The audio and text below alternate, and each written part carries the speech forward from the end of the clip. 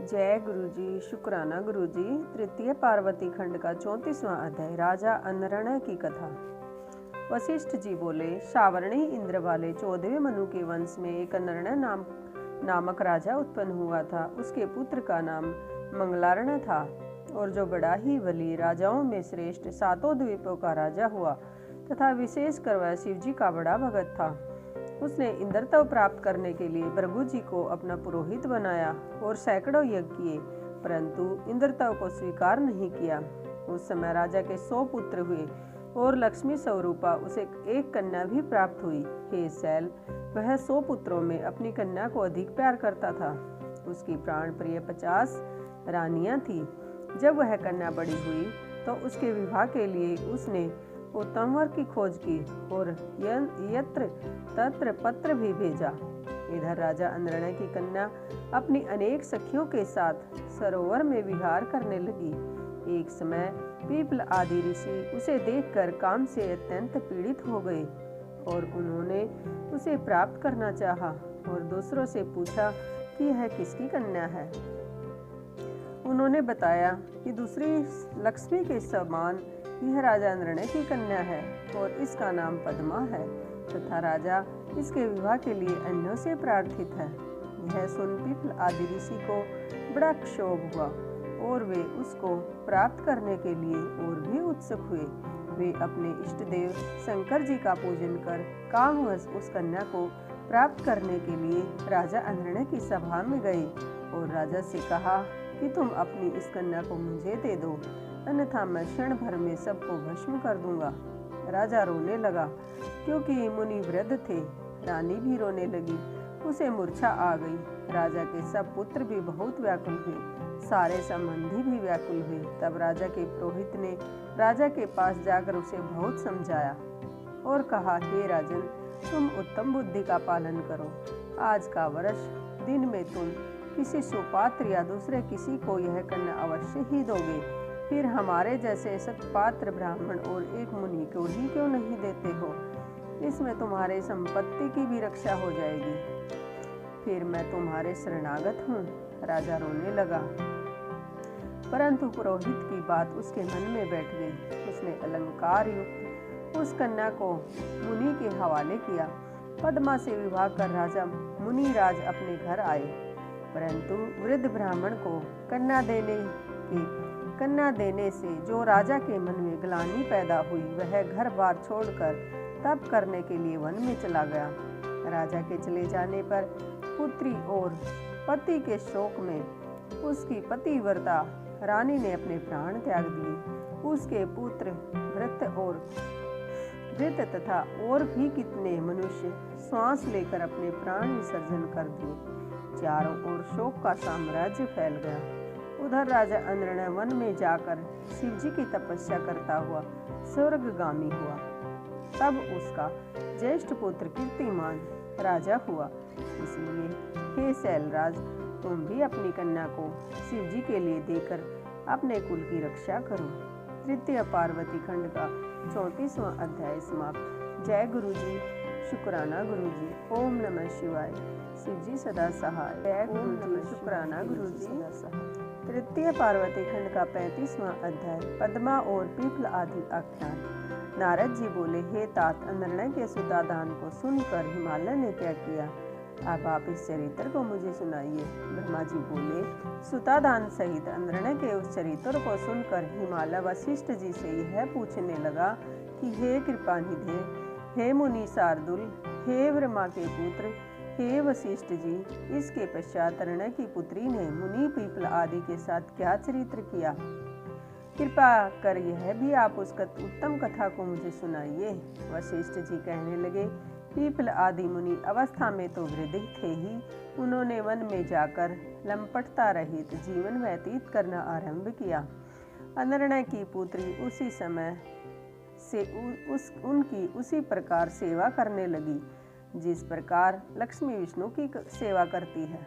उसने मन क्रमवाणी से ऋषि की सेवा की। एक समय जब वह परम प्रतिव्रता पतिप्रायण पद्मा मंदाकिनी स्नान करने गई थी तो नूतन अवस्था वाले धर्म ने उसे देखा जो कि सब अलंकारों से युक्त अपने रथ पर बैठा हुआ कहीं जा रहा था, तब उस मुनि की स्त्री के अंतर्भाव को जानने के लिए उसने कहा कि हे राजाओं के योग्य मनोहारिणी युवती और कामनी, जरातुर पीपल आदि की पत्नी होकर तुम कदापि शोभनीय नहीं हो। तुम मरणोन्मुख उस ब्राह्मण को छोड़कर मेरी पत्नी बनो। देखो मैं कितना सुंदर हूँ। मेरे साथ निर्जन वनों, रमणीक पर्वतों और नदी के तट आदि रमणीय स्थानों में विहार कर अपना जन्म सार्थक करो।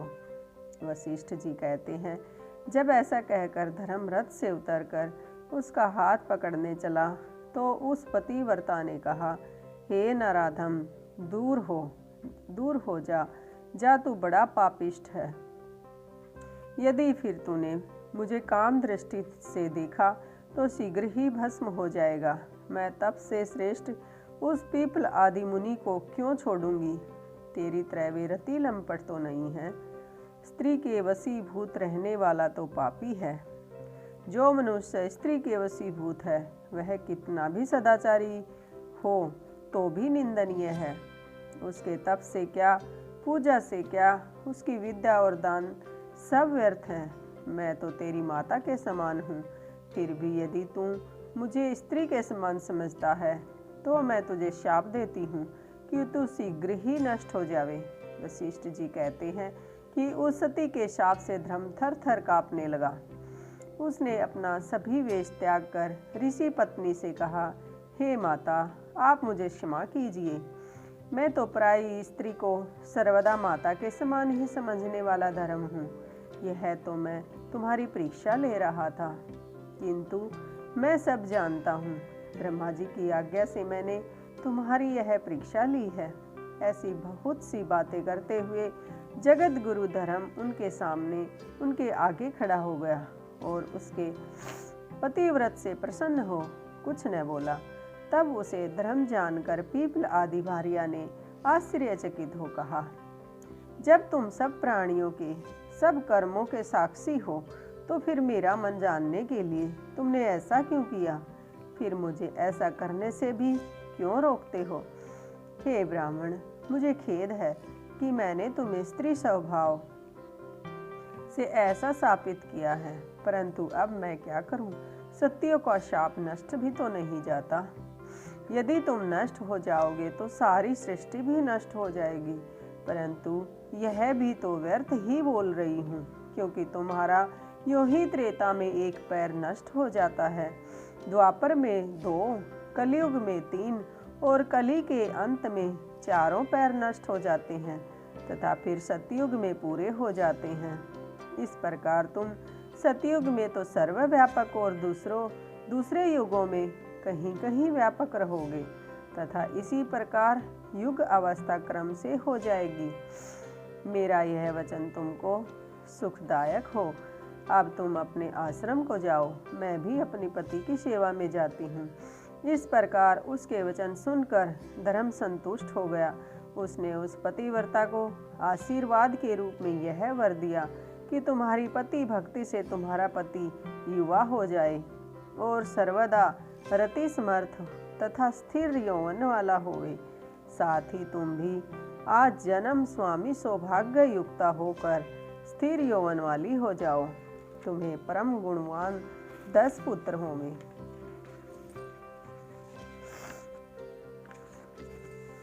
10 पुत्र प्राप्त होंगे और तुम्हारे घर में सदा कुबेर से भी अधिक धन भरा रहे। वशिष्ठ जी बोले, हे गिरे, ऐसा कहकर धर्मराज उठ खड़े हुए और वह भी उनकी परिक्रमा करके घर को चले। धर्मराज ने पद्मा को आशीर्वाद दिया और अपनी सभा में जाकर उनकी प्रशंसा की। पद्मा अपने घर अपने युवा पति के साथ एकांत में निरंतर रमण करने लगी तथा उसके स्वामी से अधिक गुणज्ञ उसके कई पुत्र हुए। दोनों दंपतियों का जीवन सुख संपत्ति वर्धक और लोक परलोक में कल्याणप्रद हो गया। हे शैलेंद्र, यह तत्व जानकर तुम अपनी स्त्री को शंकर के लिए दे दो। 1 सप्ताह के पश्चात सुंदर योग लग्न है। जिसमें चंद्रमा बुध के साथ रोहिणी तारागणों से युक्त हो। मार्गशीर्ष का महीना है और चंद्रमा सर्व दोष रहित है। ऐसे शुभ योग में मूल प्रकृति रूपा ईश्वरी जगदम्बा को जगत के पिता शंकर जी को देकर कृत कार्य खोजो।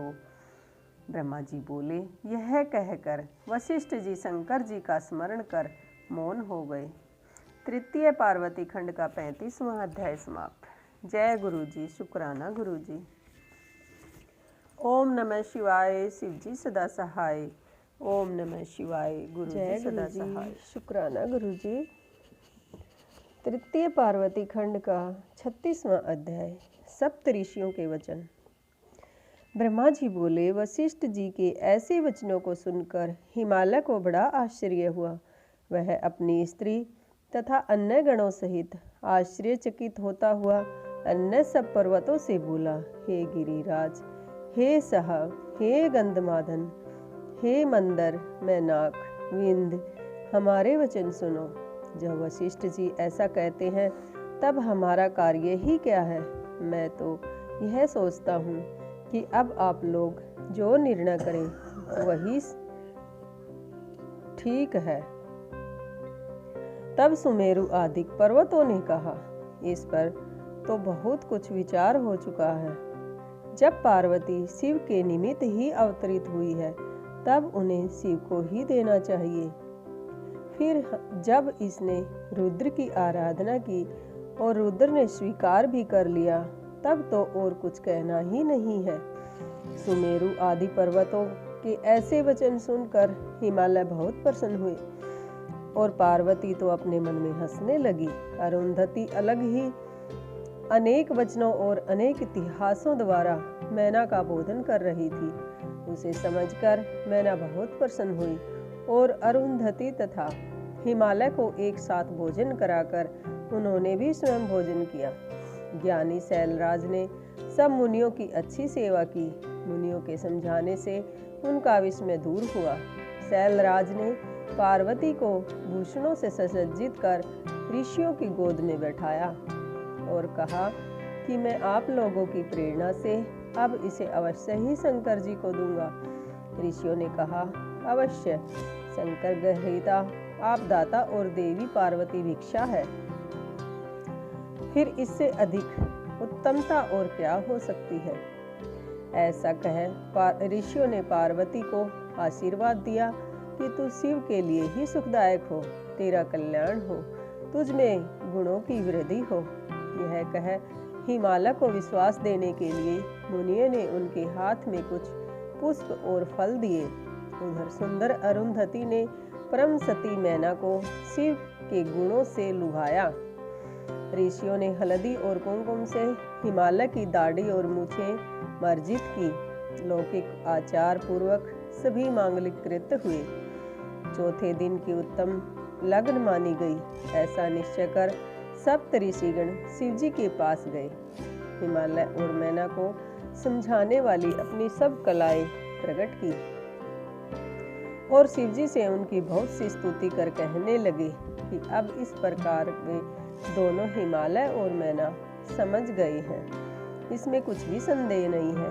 हिमालय ने वचन दिया है कि वह अब पलट नहीं सकता। अब आप अपने गणों को साथ ले विवाह के लिए जाइए। हे देव, अब आप शीघ्र ही अपने विवाह के लिए हिमालय के घर चलिए और यथोक्त पार्वती के साथ विवाह कर पुत्र उत्पन्न कीजिए। यह सुनकर शंकर जी लोक आचार की गति से हंसकर बोले कि मैंने तो न कभी विवाह देखा है न सुना है। जैसी विधि आपने पहले की है वैसी ही विधि कीजिए। शिव जी ने इस प्रकार कहने पर ऋषिगण हंसने लगे। फिर बोले, अच्छा, अब आप सबसे पहले विष्णु जी को उनके समाज सहित यहाँ बुलाइए तथा ब्रह्मा जी और इंद्र जी को बुलाइए। समस्त ऋषियों, गंधर्वों, किन्नरों, सिद्धों, विद्याधरों और अप्सराओं के समाज तथा अन्य को भी सादर सप्रेम आमंत्रित कीजिए। इन सब के आने से आपका कार्य सिद्ध होगा। शिव जी से ऐसा कहकर सप्त ऋषिगण अपने लोक को चले गए। तृतीय पार्वती खंड का 36वां अध्याय समाप्त। जय गुरु जी, शुक्राना गुरु जी। ओम नमः शिवाय। शिव जी सदा सहाय। ओम नमः शिवाय। शिव गुरु जी महापुराण सदा के सहाय। अगले अध्याय के लिए चैनल को सब्सक्राइब करें।